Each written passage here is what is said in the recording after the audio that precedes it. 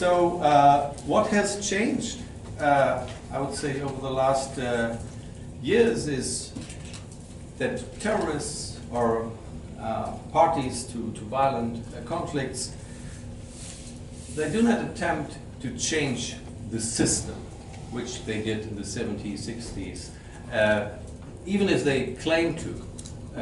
These claims are not credible anymore.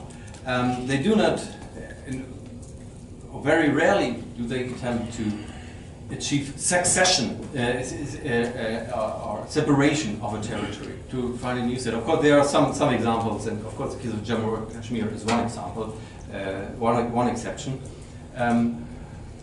Membership of terrorist organizations is rather fuzzy these days. People change their allegiance more rapidly.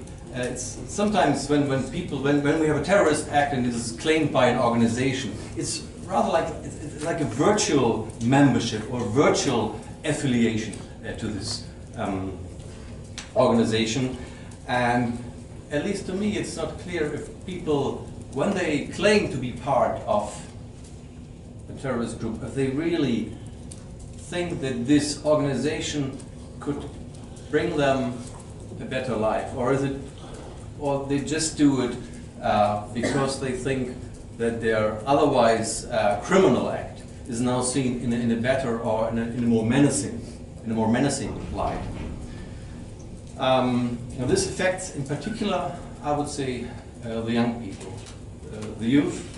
Of course, I mean, in any violent conflict, male population from 15 to 29, I would say, is the main participant. But young people used to be part of organizations, and they were sometimes used as troops, and if they survived, they had this hope they could climb up the ladder of the organization, maybe become the leader of the organization.